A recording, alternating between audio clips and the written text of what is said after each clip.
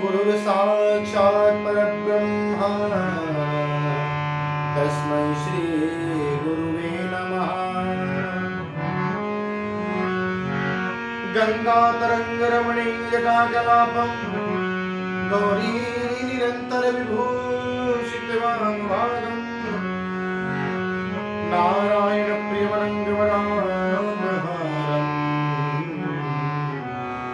वाराणसी सुरपतिं भज विश्वनाथम्। ध्यायेता जानबाहुं धृतशरधनुषं बद्धपद्मासनस्थं पीतं वासोऽवसानं नो कमलदलस्पर्धिनेत्रं प्रसन्नम् वामाङ्कारूढ सीतामुखकमलमिल्लिलोचनं नीरदाभं नानालङ्कारदीप्तं ददतमुरुजटामण्डलम् रामचन्द्रम्।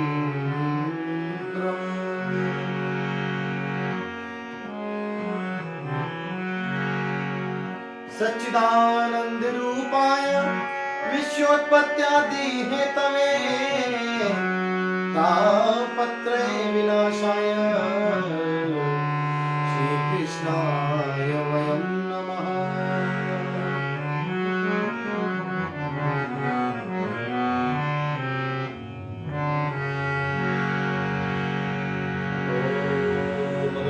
ओम हेमशैलावदेहं धनुर्वर्गशालं ज्ञानिनामाग्रगण्यं सकलगुणनिधानं वानराणामधीशं रघुपतिप्रियभक्तं वातजातं नमामि।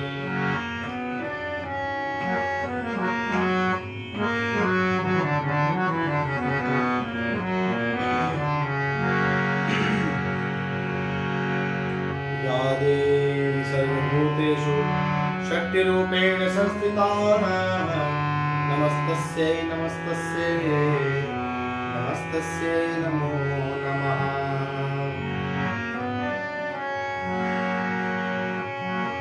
राम कथा के रसिक तुम भक्ति राशिमति धीर अब शुभ आसन कीजिए तेज पुंज मति धीर।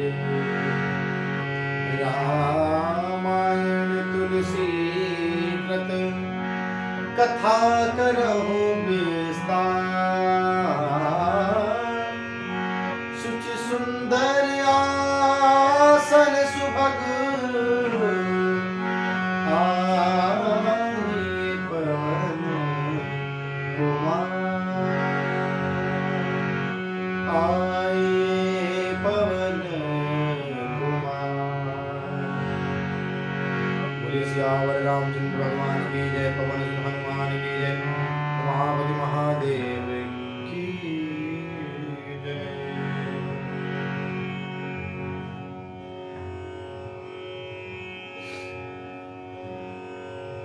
यहाँ उपस्थित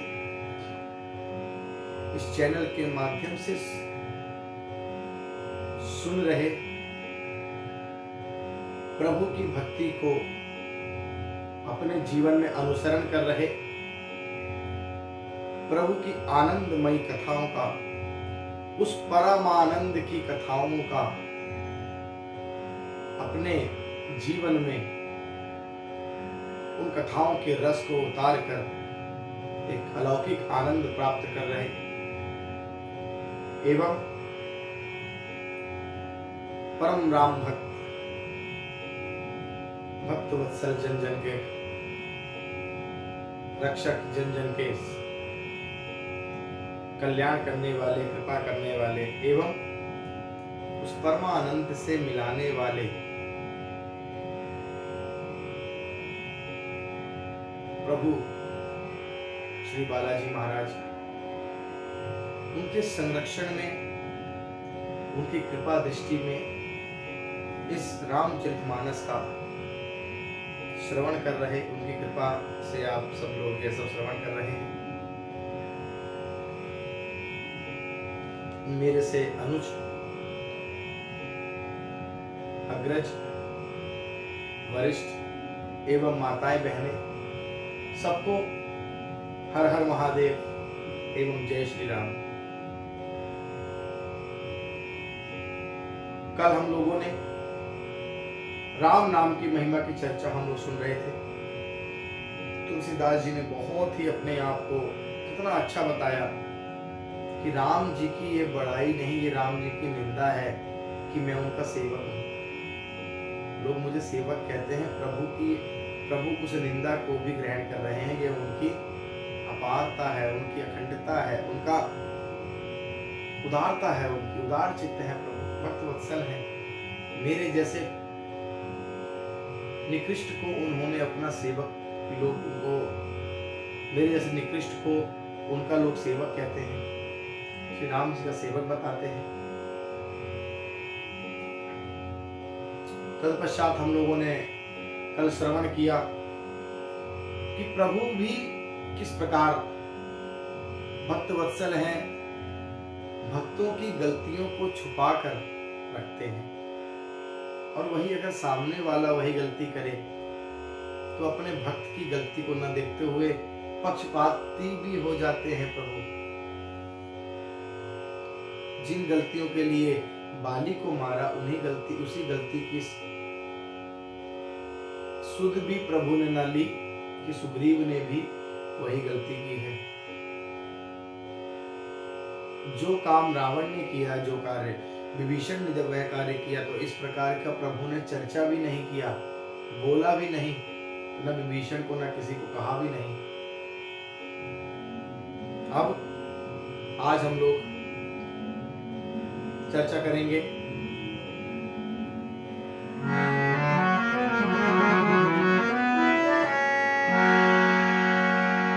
28वें दोहे के उपरांत हम लोगों ने चौपाइयां पढ़ी। तत्पश्चात 29वां दोहा, इसके 3 खंड हैं। पहले खंड में प्रभु तरुतर कपिडार पर तेगी आप समान, तुलसी कहूँ न राम से साहिब सी निधान, राम निकाई रावरी है सबही को नीक, जो यह साची है सदा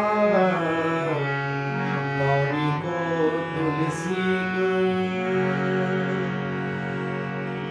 प्रभु के लिए गोस्वामी तुलसीदास जी कहते हैं कि रामचंद्र तो उस वृक्ष के समान, प्रभु तरुतर, प्रभु श्री रामचंद्र जी तो वृक्ष के नीचे और बंदर डाली पर, अर्थात प्रभु तरुतर कपिडार पर, वृक्ष के नीचे प्रभु और बंदर डालियों पर, अर्थात कहां मर्यादा पुरुषोत्तम प्रभु सच्चिदानंद स्वरूप आनंद घन परमात्मा राम, और कहां पेड़ों की शाखाओं पर कूदने वाले वानर बंदर। तुलसी कहूं न राम से साहिब सी निधान, परंतु ऐसे बंदरों को भी उन्होंने अपने समान बना लिया। तुलसीदास जी कहते हैं कि रामचंद्र जी के सरीखे शील निधान स्वामी कहां है बताओ, ऐसो को उदार जगमाही। तत्पश्चात राम निकाय रावरी है सबही को नीक, जो यह साची है सदा तो नीको तुलसी। रामचंद्र जी अपनी अच्छाई से, राम निकाई रावरी है सबही को नीक, हे राम जी आपकी अच्छाई से सभी का भला होता है, आपकी आचरणों से सबका कल्याण होता है, जो आपसे जुड़ता है उसका कल्याण होता है, अर्थात आपका कल्याणमय स्वभाव सभी का कल्याण करने वाला ही है। जो यह साची है सदा तौनी को तुलसी, यदि यह बात सच है तो तुलसीदास का भी सदा कल्याण ही होगा, क्योंकि मैं चाहे आपका सेवक हूं या नहीं हूं मुझे मालूम है, भले ही आपकी निंदा होती हो, मेरे जैसे निकृष्ट को आपका सेवक कहलाने में, किंतु मेरा उसमें कल्याण ही है कि आपका सेवक लोग मुझे कहते हैं, आपके साथ नाम जुड़ गया प्रभु, मेरा जीवन धन्य हुआ। ऐसा तुलसीदास जी कहते हैं। एहि विधि निज गुण दोष कही, सबहि बहुरि सिरुनाहि। बरनउँ रघुबर बिसद जसु, सुनि कलि कलुष नसाए। इस प्रकार अपने गुण और दोषों को कहकर मैं सबको फिर से सिर निभाकर श्री रघुनाथ जी के कथा का निर्मल यश वर्णन करता हूँ। बरनउँ रघुबर बिसद जसु, सुनि कलि कलुष नसाई। जिसके सुनने मात्र से कलयुग के समस्त पाप नष्ट हो जाते हैं। ऐसा कह के तुलसीदास जी ने सबको पुनः प्रणाम किया और अब ये कथा किसने किसको सुनाई, यह तुलसीदास जी कहते हैं। देखिए, जाग बलिक जो कथा सुहाई, भरद्वाज मुनि बरहि सुहाई। जाग बलिक जो कथा सुहाई, भरद्वाज मुनि बरहि सुनाई। कटी हम सोई सम। अब जाग बलिक जो कथा सुहाई, भरद्वाज मुनि बरहि सुनाई। कई हूँ सोई संवाद बखानी, सुनहु सकल सज्जन सुख मानी। देखिए, कहीं हूँ सोई संवाद बखानी, सुनहु सकल सज्जन सुख मानी।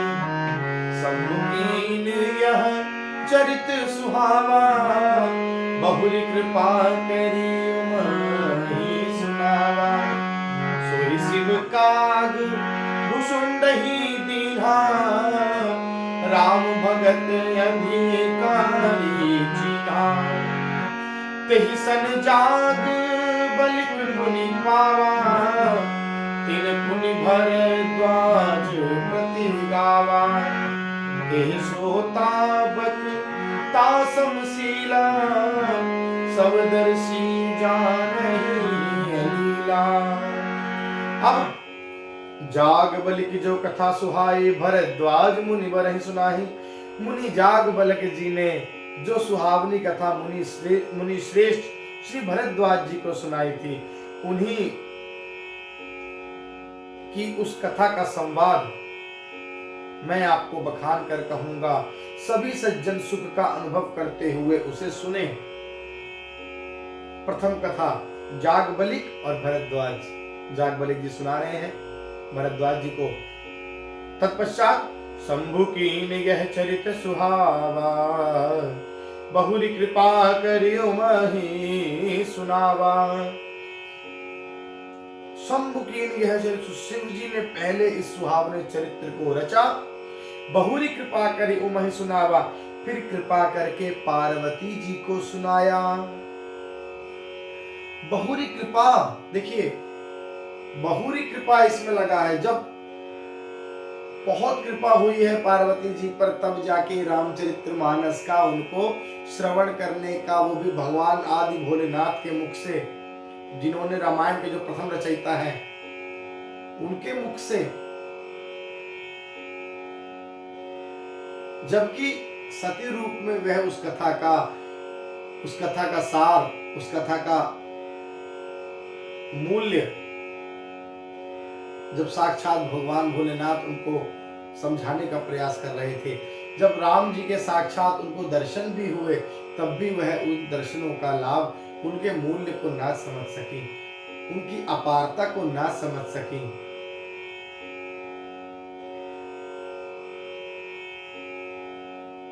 तो बहुरी कृपा करी उमहि सुनावा। क्या क्या जतन माता पार्वती जी को करने पड़े, तब भगवान भोलेनाथ की वो अर्धांगिनी बनी पार्वती जी के रूप में। इसकी भी हम कथा कहेंगे आगे। तत्पश्चात क्या क्या जतन करने पड़े, तब भोलेनाथ ने माँ पार्वती को यह कथा सुनाई। इसकी भी हम कथा सुनेंगे आगे। सोई शिव काग भुसुंड ही दीना, राम भगति अधिकारी चीन्हा। वही कथा को भगवान भोलेनाथ ने काकभुसुंडी जी को राम भक्त और अधिकारी जानकर किया।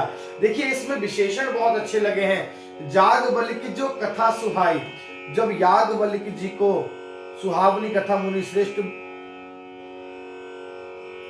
भरद्वाज जी को सुनाई थी, तो कहीं सोई संवाद बखाने, जब उनके मन में प्रीति हुई, अनुराग हुआ, रामचरण के प्रति प्रेम हुआ, तब जाके याज्ञवल्क्य जी ने उस सुहावनी कथा को मुनि श्रेष्ठ भरद्वाज जी को सुनाई। बहुरी कृपा उमहि सुनावा, जब बहुत कृपा माता पार्वती पर हुई, अनंत कृपा प्रभु राम की हुई, तब जाके भगवान भोलेनाथ ने कृपा करके, कृपा दृष्टि से प्रसाद रूप में यह कथा कल्याण रूप में कल्याण करने के लिए मां पार्वती को भगवान भोलेनाथ ने सुनाई। अब सोई शिव कागभुसुंड ही दीना, राम भगत अधिकारी चीन्हा। तो कागभुसुंडी ने, भगवान भोलेनाथ ने काकभुसुंडी जी को राम कृपा का परम अधिकारी जानकर, राम जी का भक्त जानकर, राम जी के चरणों में उनका अनुराग प्रेम जान के भगवान भोलेनाथ ने काकभुसुंडी जी को यही कथा सुनाई। तेहि सन याज्ञवल्क्य पुनि पावा, उन काकभुसुंडी जी ने फिर से याज्ञवल्क्य जी को यह कथा सुनाई।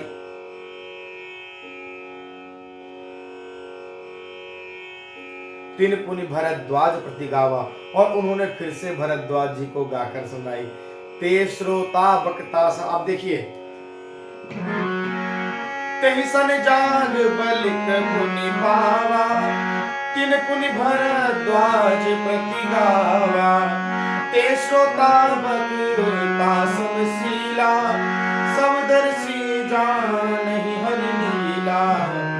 जानहि कीन काल निज ज्ञाना, करतल गत राम लखन समाना। और मुझे हरि भगत सुजाना, कहाहि सुनहि समुझहि विधि नाना।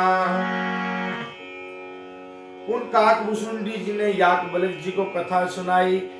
फिर वे दोनों वक्ता और श्रोता अर्थात याज्ञवल्क्य जी, जब याज्ञवल्क्य जी ने भरद्वाज जी को पुनः वह कथा सुनाई, समान शील वाले और समदर्शी हैं और श्री हरि लीला को जानते हैं।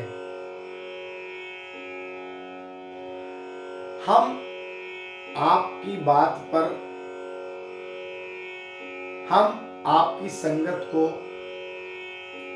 हम आपके अनुसरण को, हम आपके ज्ञान को तब ग्रहण कर सकते हैं जब हमारा आपके प्रति विश्वास होगा, हमारा उस ज्ञान के प्रति विश्वास होगा, हमारे को और उनकी जो मानसिकता है वो दोनों की दोनों कहीं ना कहीं भिन्न नहीं होगी, एक जैसी होगी, समदर्शी होगी।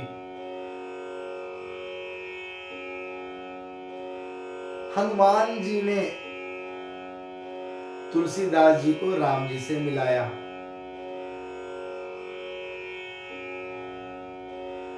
हनुमान जी ने, एक प्रेत ने तुलसीदास जी को बताया कि भैया आपको राम जी से मिलना है तो आपको हनुमान जी ही मिलवा सकते हैं। कैसे मिलेंगे? अरे राम भजन जहां होगा वहां हनुमान जी अवश्य आएंगे। कैसे पहचानेंगे? अरे भैया आप कथा करिए, राम जी की गुणगान करिए, यश गाथा करिए, जो सबसे पहले आ जाए और सबसे बाद में जाएंगे उन्हीं को पहचान लेना। सबसे पहले आना और सबसे बाद में जाना। आजकल उल्टा होता है कथाओं में, सबसे बाद में आते हैं और सबसे पहले चले भी जाते हैं। तो कुछ भी ज्ञान प्राप्त करने के लिए आपको कम से कम जो ज्ञान दे रहा है उसके प्रति आपकी आसक्ति, उसके ज्ञान के प्रति आपका विश्वास, आसक्ति, जो ज्ञान वो जिस विषय में बताने जा रहा है उस विषय में आपकी आसक्ति उतनी ही होनी चाहिए जितना उसको उस ज्ञान के प्रति विश्वास, उस ज्ञान के प्रति प्रेम, उसके ज्ञान के प्रति, उसको अपने ज्ञान के प्रति विश्वास है और प्रेम है, उसी प्रकार आपको भी उतनी ही आसक्ति होनी चाहिए। समदर्शी तो होना बहुत जरूरी है दोनों का, तब आपका उस ज्ञान के प्रति चित्त और अच्छा लगेगा। वो चित्त, आप अपना मन और चित्त एकाग्र होकर उनके उस टॉपिक पर बहुत अच्छे से आप ध्यान अर्चित कर पाएंगे। राम जी के प्रति यदि आपको जानने की उत्सुकता होगी, पार्वती जी ने भोलेनाथ जी को कहा, एक बार जब कैलाश पर भगवान शंकर जी बैठे थे, पार्वती तही अवसर जानी, गई महेश पुनि मात भवानी।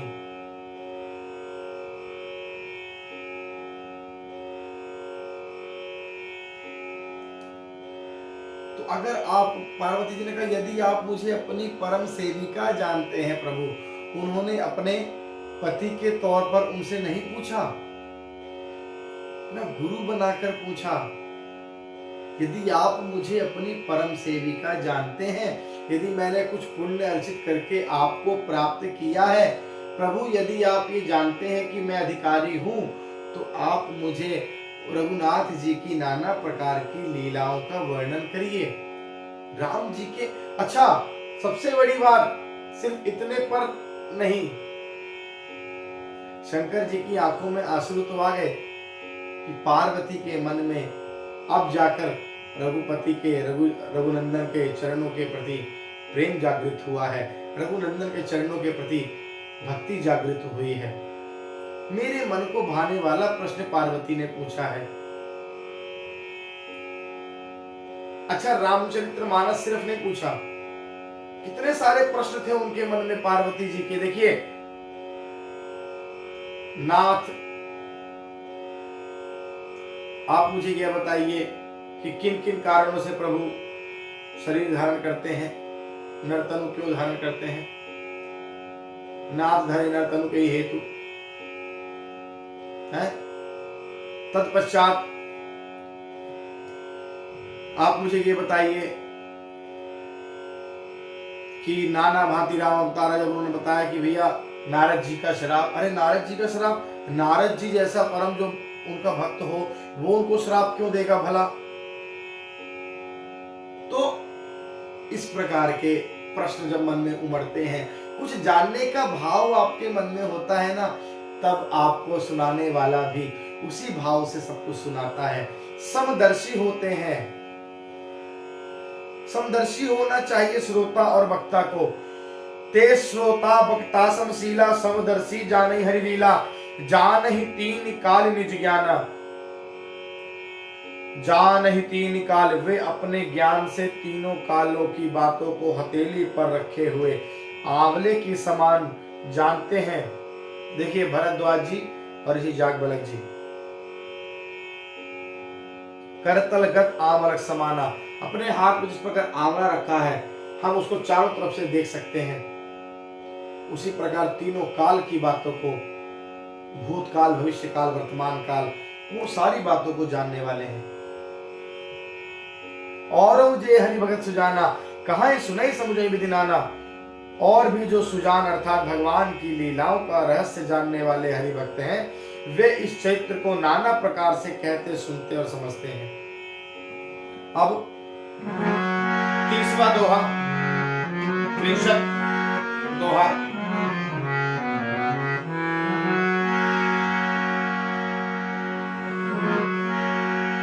मैं पुनि निज गुर सुन सुनी, कथा सुसूकर खेत, समुझ नहीं कसी बालपन,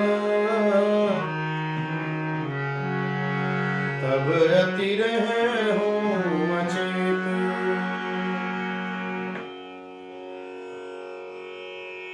फिर वही कथा मैंने वाराह क्षेत्र में गुरु जी से सुनी थी। तुलसीदास जी कहते थे कि वाराह क्षेत्र में मैं था, मैंने अपने गुरु जी से सुनी थी बचपन में, किंतु उस समय मैं लड़कपन के कारण बहुत बेसमझ था, उस कथा का मैंने मान न रखा, उसको सुनकर अनसुना कर दिया, लड़कपन में उसको बिसरा दिया। समझी नहीं तसी बालपन, तब अति रहूं अछेत। इससे उसको मैं इतना समझ नहीं पाया। तत्पश्चात श्रोता वक्ता ज्ञान निधि, कथा राम के गूढ़। किम समझाऊं मैं जीव जड़, कली मल ग्रसित विमूढ़। अब तुलसीदास जी कहते हैं मैं चलो लड़कपन में नहीं समझ पाया, बड़े होके भी मैं इसको क्या समझूंगा। श्रोता वक्ता ज्ञान निधि, श्री राम जी के गूढ़ कथा के वक्ता अर्थात कहने वाले, श्रोता अर्थात सुनने वाले, दोनों के ज्ञान के खजाने दोनों ही होते हैं। सुनने वाला भी ज्ञानी होता है, सुनाने वाला भी ज्ञानी होता है, दोनों ज्ञान के भंडार होते हैं। मैं कलयुग के पापों से ग्रसा हुआ महामूढ़ जड़ जीव, इतनी बड़ी प्रभु की जो गूढ़ कथा है,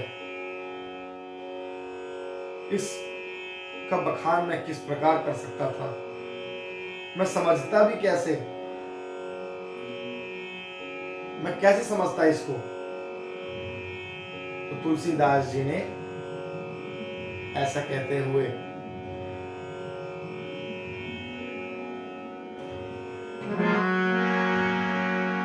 श्रोता वक्ता ज्ञान निधि, कथा राम के गूढ़। राम जी की गूढ़ कथा और जो उस कथा को करने वाले वक्ता है अर्थात बोलने वाला, कथा सुनाने वाला, और कथा सुनने वाले हैं अर्थात श्रोता, दोनों ही निश्चय ही ज्ञान के खदान होते हैं। फिर मैं भला पापों से ग्रसा हुआ कलयुगी महामूढ़ जड़ जीव, भला उसको कैसे समझ सकता। तुलसीदास जी ने ऐसा कहा। 30वां दोहा हमारा संपन्न हुआ। कल हम लोग 31वें दोहे के लिए प्रथम चौपाई से प्रारंभ करेंगे। राम नाम की महिमा के बाद आज तुलसीदास जी ने बताया कि श्री रामचरितमानस किसने किसने किसको किसको कब कब सुनाई, उस कथा का क्या सार है। तो आज की हम कथा को, इस ज्ञान गंगा को यही विराम देते हैं। कल पुनः आपसे भेंट होगी, कल पुनः आपसे मुलाकात होगी। जय जय श्री राम, हर हर महादेव, जय हनुमान।